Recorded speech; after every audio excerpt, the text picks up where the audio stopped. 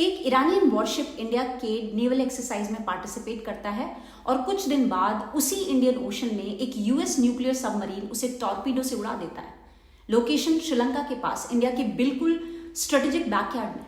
और इसी इंसिडेंट ने एक बड़ा सवाल खड़ा कर दिया है कि क्या इंडिया सचमुच इंडियन ओशन का सिक्योरिटी प्रोवाइडर है या नहीं, और क्या इंडिया की famous foreign policy doctrine strategic autonomy अब प्रेशर में आ गई है। ये एक मेजर जियोपॉलिटिकल क्राइसिस है। आइए इसको डिटेल में समझते हैं। 4 मार्च 2026 ईरानियन नेवी का फ्रिगेट आइरिस डेना श्रीलंका के पास इंटरनेशनल वाटर्स में सेल कर रहा था। यह शिप अभी अभी रिटर्न कर रहा था इंडिया से, जहां उसने एक मल्टीनेशनल नेवल एक्सरसाइज में पार्टिसिपेट किया था। सडनली एक यूएस नेवी सबमरीन ने मार्क 48 टॉर्पीडो फायर किया और कुछ ही मिनट्स में शिप डूब गया। कैजुअलिटीज भी काफी सीरियस है। 87 सेलर्स की डेथ हो गई और 32 सर्वाइवर्स रेस्क्यू हुए श्रीलंकन नेवी के थ्रू। और सबसे इंटरेस्टिंग पॉइंट यह है कि एक्सपर्ट्स के अकॉर्डिंग ये वर्ल्ड वॉर 2 के बाद पहली बार था जब यूएस सबमरीन ने किसी सरफेस वॉरशिप को सिंक किया, यानी नेवल वॉरफेयर का एक रेयर मोमेंट। कॉन्टेक्स्ट ये है कि करंटली ईरान का कॉन्फ्लिक्ट ऑलरेडी चल ही रहा है यूनाइटेड स्टेट्स और इजराइल के साथ। Missile strikes, cyber attacks, naval operations, ये वॉर ऑलरेडी मिडिल ईस्ट में एस्केलेट हो चुका है। लेकिन अब एक नया डेवलपमेंट है, वॉर इंडियन ओशन तक एक्सपैंड हो गया है। एनालिस्ट्स के अकॉर्डिंग यूएस का मैसेज सिंपल है, ईरान का कोई शिप सेफ नहीं है, इवन इंटरनेशनल वाटर्स में भी नहीं। डेफिनेटली इसका स्ट्रेटेजिक सिग्नल क्लियर है, यूएस नेवल डोमिनेंस शो करना चाहता है, ईरान के नेवल सप्लाई लाइंस को डिस्ट्रॉय करना चाहता है और ग्लोबल शिपिंग लेन्स सिक्योर रखना चाहता है। लेकिन प्रॉब्लम स्टार्ट होती है इसकी लोकेशन से। अटैक हुआ इंडिया की मैरीटाइम नेबरहुड में और इसी वजह से इंडिया ना चाहते हुए भी इनडायरेक्टली इस क्राइसिस में आ गया।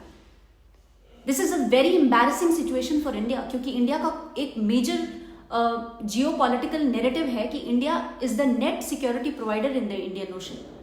यानी सिंपल लैंग्वेज में इंडियन ओशन की स्टेबिलिटी मेंटेन करना इंडिया की रिस्पॉन्सिबिलिटी भी है और कैपेबिलिटी भी।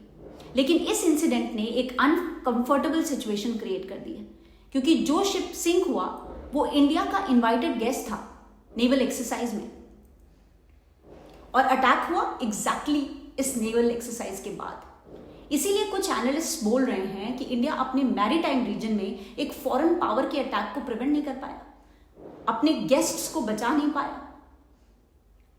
अल जजीरा ने भी इसी एंगल को हाईलाइट किया है। इस इंसिडेंट ने इंडिया के guardian of Indian ocean narrative को चैलेंज किया है। ऑफ कोर्स रियलिटी इतनी सिंपल भी नहीं है, यूएस को डायरेक्टली इंडिया स्टॉप नहीं कर सकता, लेकिन परसेप्शन जियोपॉलिटिक्स में बहुत इंपॉर्टेंट होता है। अब प्रॉब्लम यह है कि इंडिया की फॉरेन पॉलिसी का कोर कॉन्सेप्ट है स्ट्रेटेजिक ऑटोनॉमी, मतलब इंडिया किसी की साइड नहीं लेता।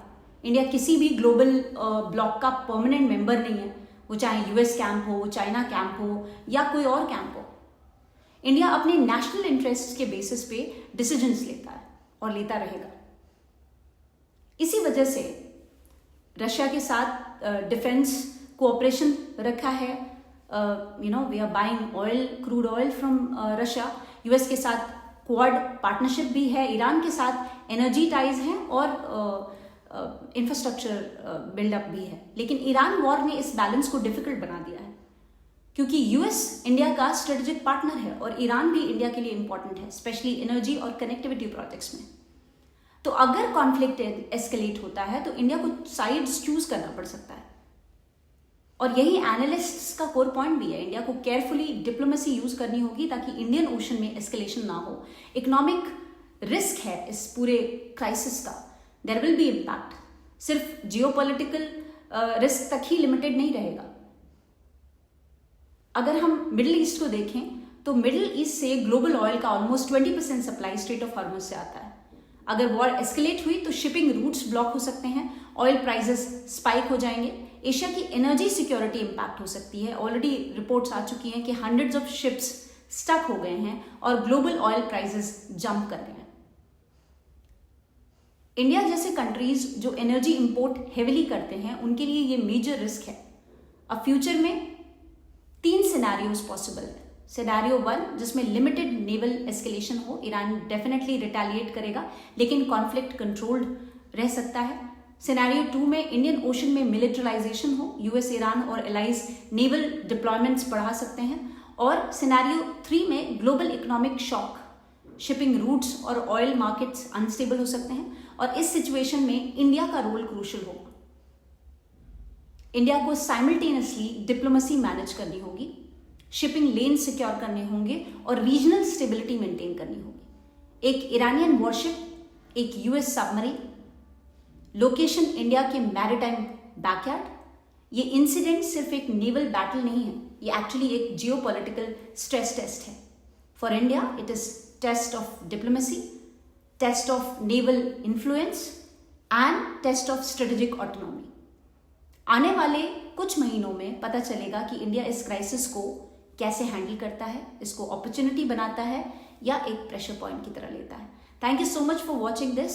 We'll be back again with another exciting update. Till then, bye-bye, take care and stay safe.